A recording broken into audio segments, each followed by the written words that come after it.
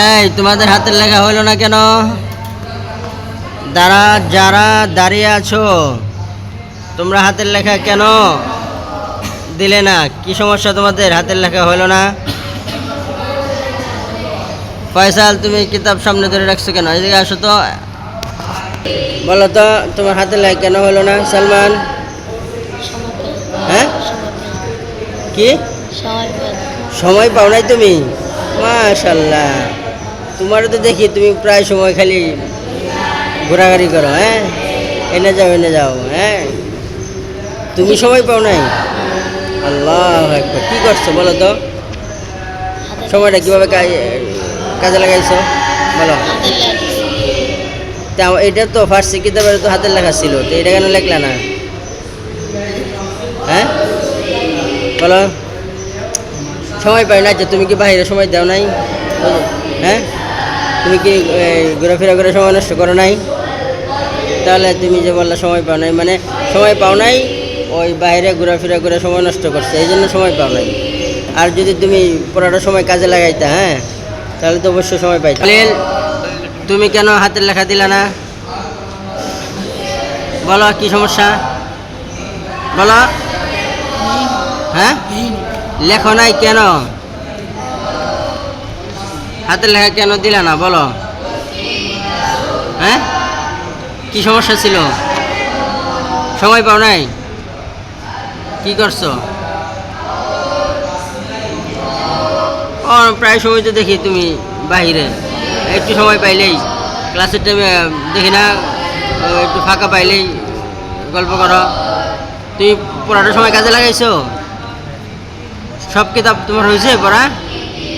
হ্যাঁ, তুমি দাঁত বাসায় হাসতেছো কেন? কথার উত্তর দাও। হ্যাঁ, কি সমস্যাটা কি? তুমি যে লেখা দেও নাই, লেখো নাই কেন? হ্যাঁ, বুঝি না কি? হ্যাঁ, ও তোমার গাফলতি ছিল, অবহেলা ছিল, এটা তো বলবা। আচ্ছা ঠিক আছে, যে তুমি তোমার অবহেলা বুঝতে পারছো তো, সামনে এরকম হবে? ঠিক আছে, যাও, আর যেন না হয়। যে তোমার কি হয়েছে? তুমি হাতের লেখা দিলা না বলো? হ্যাঁ,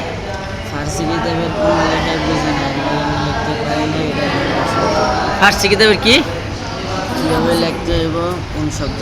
আল্লাহু আকবার। তো তুমি এটা জিজ্ঞাসা করবে না হুজুরের কাছে? হুজুর, আমি তো ফার্সি কিতাবটা কীভাবে লিখতে হইব আমি তো এটা বুঝতেছি না, আমার একটু বুঝাই দেন। তুমি কি হুজুরের কাছে আইছিলা, অথবা তোমার সাথী যারা ছিল, যারা পারছে লেখছে, হ্যাঁ, কিতাব বুঝছে, তাদের কাছে তুমি গেছো, যারা বুঝে নিছো? নেও নাই? তাহলে এখানে অবহেলাটা কার হয়েছে? তাহলে এইগুলো আরও হবে। যেটা বুঝবা না এটা অবশ্যই যারা ভালো পারে সাথী ভাই, তাদের কাছ থেকে বুঝে নিবা। যদি তাদের কাছ থেকে নিতে না পারো, তাহলে উস্তাদের কাছ থেকে কী করতে হবে? বুঝে নিতে হবে। তাহলে কিন্তু আজকে ছাড় দিলাম, ঠিক আছে? সামনে যেন এরকম ভুল না হয়। ফয়সাল, তোমার কি সমস্যা ছিল? তুমি হাতের লেখা দিলে না কেন? গাফলতির জন্য দিতে পারি না। কি তুমি কেন গাফলতি করলা কেন? কেন তুমি গাফলতি করলা বলো? সকালবেলা ঘুমাইছিলাম। তাই? তুমি কি জানো না যে আমার হাতের লেখা হয় নাই, আমি কিভাবে ঘুমাই?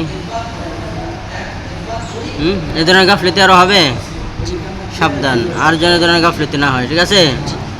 আগে চিন্তা করবা যে আমার সব পরামুখস্থ হয়েছে কিনা, আমার সব হাতের লেখা, প্রত্যেকটা সাবজেক্টের যা যা লেখা ছিল, মুখস্থ করার কথা ছিল, এগুলো ঠিক হয়েছে কিনা। হ্যাঁ, পড়া যদি পরিপূর্ণ হয়ে যায় তখন তুমি একটু রেস্ট নিতে পারো, ঠিক আছে?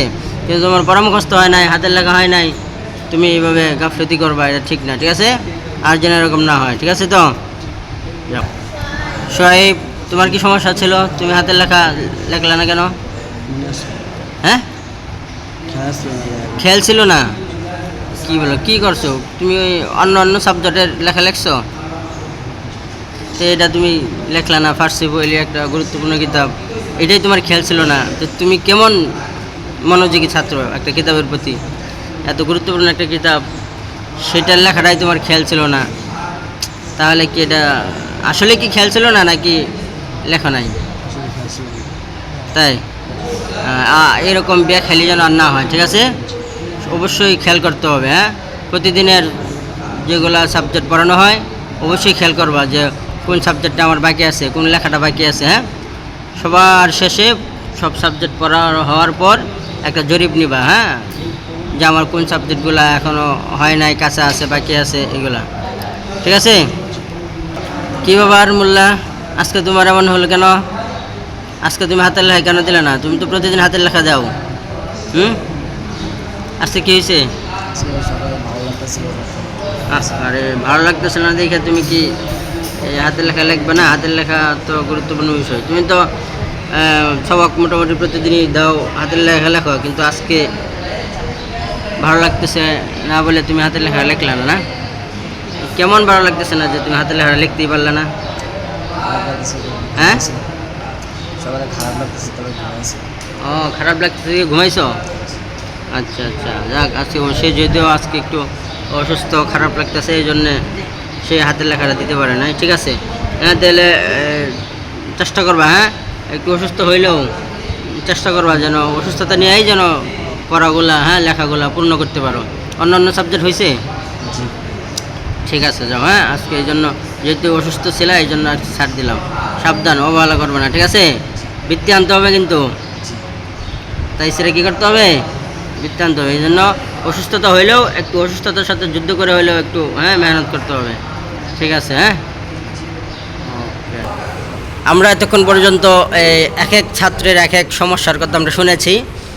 আসলেই ছাত্র জীবনটা কেমন এটা আজকে আমরা ওই সালমানের মুখ থেকে শুনবো ইনশাআল্লাহ। ছাত্র জীবন সুখের নয়, কষ্ট করে পড়তে হয়। কষ্ট যদি সফল হয় তবে জীবনটা সুখের হয়। এই হচ্ছে আমাদের ছাত্র জীবন। আসলে আমরা অনেকে অনেক অবহেলা করেছি, অলসতা করেছি, এটা ছাত্র জীবন নয়। হ্যাঁ, এই সালমানের শেষ বাণীটার প্রতি আমরা খেয়াল করে ইনশাল্লাহ আমরা একটু মেহনত করবো তো, ইনশাল্লাহ গুরুত্বের সাথে পড়বো তো। ঠিক আছে ইনশাআল্লাহ।